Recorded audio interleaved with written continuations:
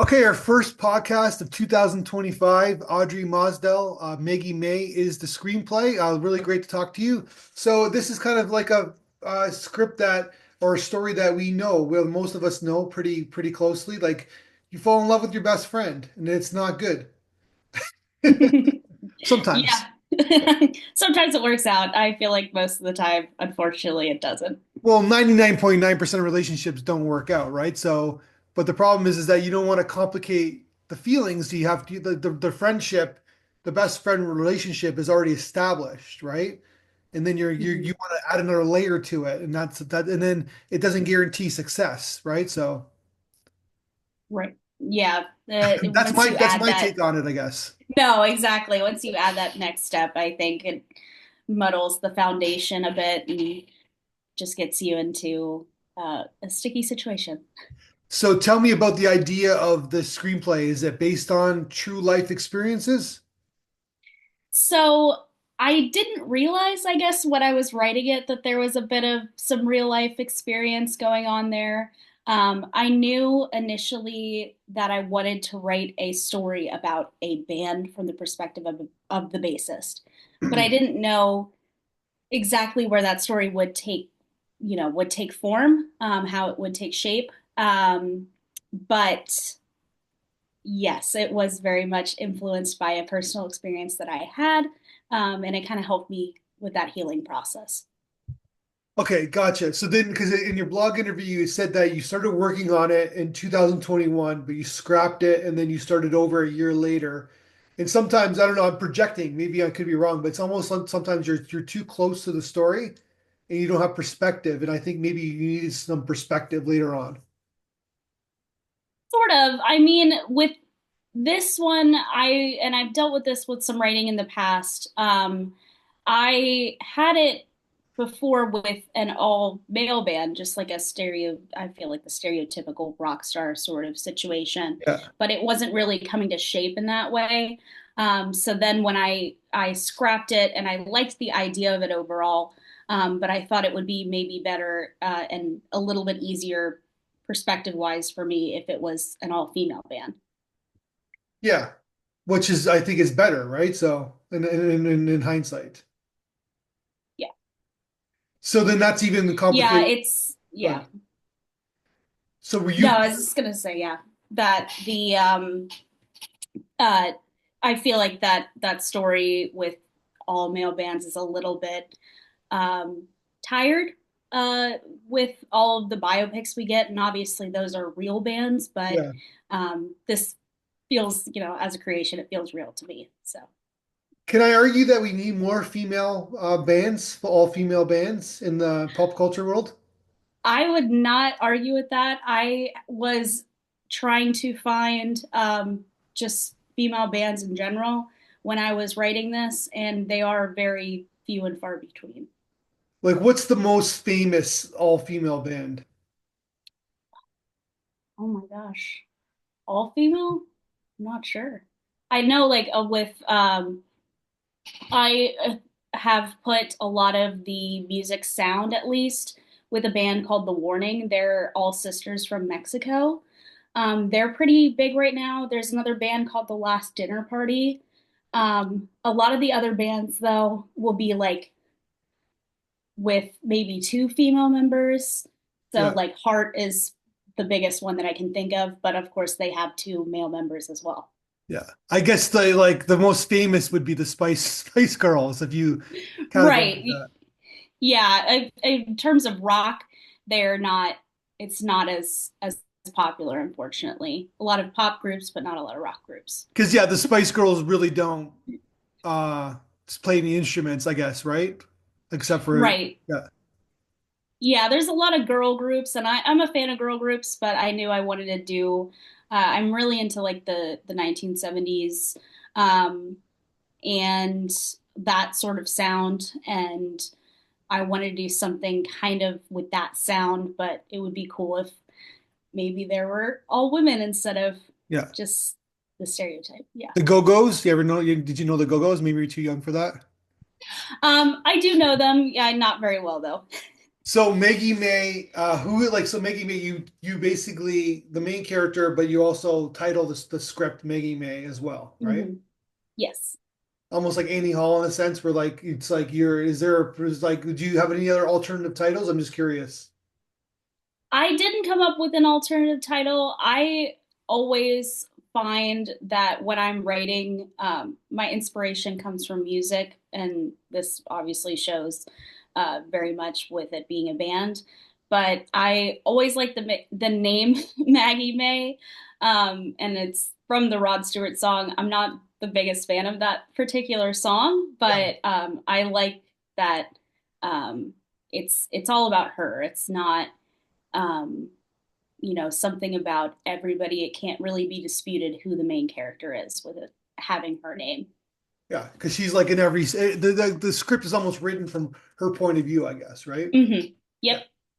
which is a great way of writing because it's like we all kind of emotionally relate to this character. So Yeah, interestingly enough, like I would love to be able to write like prose or like a novel, but I can't get into that exact I enter headspace. But I feel like through this, I'm able to tell the story like a novel kind of would, but just in a different format. gotcha. So when did you start writing screenplays? I actually started, well, I have a degree in theater from City College of New York, and I took playwriting in my last year. And then the play I wrote, my playwriting professor mentioned that it seemed more like a film, like it was very visual and it might suit a film a lot better than a play. Yeah, So I kind of started looking at formatting and fixing and making it more cinematic. And I did finish that one. I didn't pitch it. It's kind of like my own little thing for myself. Um, but then after that, I decided I really liked the format and I wanted to continue doing films rather than plays. gotcha. That's interesting. But but would you ever go back to writing plays?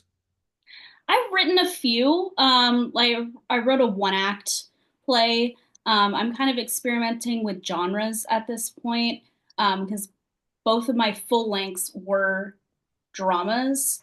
So I'm trying to write a little bit more of comedies. I think the next thing I want to write is a rom com. So just try to like break myself out of the drama shell. But I do still love plays, and I still write some. I just haven't written one in a while. Gotcha. But this script is like there's up lots of opportunities for music. It's almost like a musical in a sense where like there's a lot of cool things that you can do if it ever gets, if it's like in an ideal world it gets made into production, there's a lot of really interesting things you can do with it from a musical perspective. Yeah, like I said, music wise, that's how I create all my stories. I always listen to music when I write. I find that I come up with a lot of ideas when I just sit and listen to music, whether it has anything to do with that song at all. Um, but yeah, it definitely does. I really love that. I mean, I wrote the lyrics for all the songs, Yeah. but composition wise, definitely would need some help in that regard. But yeah, that makes me the most excited. I love music. I come from a music background, so it it's very important to me. So you wrote all the lyrics. Those are all yours in the story. Yes, That's amazing. So you thank got you. it in your head. You got this girls band in your head, right? Like you have it. Yes. Would you ever consider Yeah. joining a band, like a I'm not sure if that owning life a would be band? for me, but No? yeah. I vocally, I think I've always been kind of jealous of that being able to sing like that. I was so I did musical theater and I did a little bit of like operetta. So my vocal type is definitely more towards that. And I don't have that sort of rock star voice. But I definitely wish I did sometimes. But what instruments do you play? I play the flute. I used to play the violin and I used to play the piano. Oh wow. But you don't, but you can, if I put a piano in front of you, you can play, I'm assuming. Uh, like the right hand, I can do the treble clef. I couldn't do the bass clef. No? That's pretty Yeah. cool though. What about a violin? When's the last time you played a violin? Ooh, high school, so over 10 years ago, Okay, you don't have to I say yeah, you just say in high school. think. Well, that's a tough instrument. Yeah, I remember thinking I was very good, and then I got into high school and saw how good everybody was, and then I was like, I don't think I am very good at this. But correct me if I'm wrong, it's all about like practicing, practicing, practicing Yes, all the time. yes. And that I spent most of my time practicing singing. So, Yeah. because it was easy, you didn't have to take an instrument out and tune it and do anything like that. So, that I definitely still practice, but not as, obviously, not as much. But obviously some people have, I even like I'm going to see my kids' piano recitals. I don't know anything about music, but you can see that there's certain kids that just something that jumps out when they're playing, right? Like there's something that they're playing the same song, but there's something that's unique about what they're doing, right? I don't Yeah. even know how to describe it, but basically there's just a natural gift, I guess. But at the same time, I don't even know if that's true because it's like maybe they just practice 5 hours a day and that's what got them to the level, right? So Right. I think honestly, you have to do both. And most people don't agree with that, I guess. If they think if they're naturally talented, they wouldn't have to practice or do anything no, like that. But that's that's just that's been false. proven that doesn't, yeah. Yeah. Yeah. You see that with actors, right? Where they start out and they have the camera likes them, right? And then all of a sudden Yeah. they don't do anything. They don't work on their skills, so they only can get to a certain level. And then everybody flies right by. It's a tortoise and the hare analogy, and everybody flies right by them Yeah. because they're working at it, right? So Right. Yeah. There are definitely people you can see that with. I do think there are some unfortunate ways, and it's within any industry, that if you, um, have a particular association and a foot in the door, even if you're not the best person for that part, you'll get in and then they kind of coast by on that. But I do think it does show with, uh, you know, talent will prevail in that yeah, it's in aspect of time. Time will in eventually time. the cream rises to the crop, I guess, right? Yeah. He's another cliche. Okay, because it kind of rounds about what you said in your blog interview about how you always, like you said, you face writer's block, so you make sure that you set a time right. So you don't write on instinct, you write kind of like in a structure, right? Like I don't know how your schedule is like, but you make sure there's a time for you to write. Yes. So I work 40 hours a week. I have a day job, but I always make sure that in the evenings I set aside, and then on the weekends a little bit longer, but I set aside at least about an hour of time. Even if it's not in front of the computer, I would consider it, and I don't write anything down. I Yeah. consider it writing time just because I'm thinking about the story, I'm thinking about progressing just ideas and having them form into um, moments. But I do find that I will sometimes be just going about my day and have kind of these eureka moments where just dialogue or these characters' voices just come to me and I'm able to just write down a couple of lines of dialogue here and there. Yeah. But usually, yeah, it's about an hour a day or so to get That's those amazing though, ideas. but that's good because it's like that you would if you didn't do that, you wouldn't have had those moments, right? So Right. So yeah. I always, yeah, you always have to have a baseline for that to happen. Because obviously, if you're not thinking about it, then it's not gonna come to you like that. So you said that this was the first script that you send out to festivals. Why finally did you take that plunge? So I really want, um, I was very adamant about this script. I think I I will always say, "Oh, I think it's pretty good." And I had a lot of friends and people close to me read it, and they encouraged me to proceed with it. Yeah, Um, so I had, the moments that I don't doubt myself. I do believe that this is ready. I did a lot of work on it. I think, like we said earlier, the story, a lot of people can relate to it.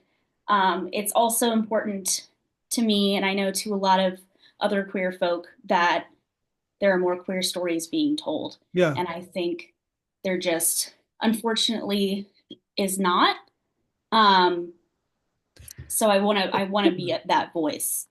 But I think I totally agree with you 100%, but it's almost like the queer stories are about like someone coming out or like being queer. Yeah, Your story is just a it's story, right? It doesn't like you can like right, even the way you described it, like you can fill in the characters with different sexes and different like whatever. It doesn't matter. It's just that this happens to be a person, an all girls band, and a girl who has a crush on her friend, who happens to be a right. girl. But it doesn't matter. You know what I'm saying? Right, which is why I think it's so important because no, you're right. A lot of our queer stories are about coming out, about being queer as a teenager. There's not a lot of, or there's always some sort of later in life love story, something like Yeah, that. Um, but I like the fact that it's queer, but you can interchange anything yeah, just with how you relate it. Because I know, at least from my perspective as a queer person, I watch a lot of um, stories with straight couples, and I will, in my head, just change the man to be a woman. yeah. And you can do that with a good story. So, yeah, in 100%. my, Yeah. But also, you know what I also see when I'm reading your script? I see like cool fashion. I don't know if yes. you've thought about. Oh, okay, you've thought about that? Yeah, Yeah, I really, like I said, I love the 70s. I love that on stage kind of style yeah, that they had then. Um I could see really I feel like a costume designer could really just kind of do whatever they wanted, and if they had a vision, it could be, really anything. Like I said, the 70s, like I think of like outfits like Stevie Nicks on stage in Fleetwood Mac, and um, recently, my favorite book, Daisy Jones and the Six, was adapted into a series. But also, like, they could have a totally modern style. They could have a totally glam rock style. yeah. Um, I think it definitely is a vessel for costume design. I did some costume design when I was in college, so like I really like that kind of as a Yeah. storytelling mechanism. That said, this is like I know that you started in plays. This could be a musical too, right? So, Yeah, yeah, I could. I I love musicals too, so that would be that would definitely be cool. oh yeah. So, what would be your like highlight musical? What's your like? I hate to say favorite, but what's the musical that you loved that you loved? Phantom of the Opera is my favorite. Oh, okay. So you're going old school. Gotcha. Yeah, I'm not the biggest, and that was kind of my I had gotten a little bit of trouble in it in college.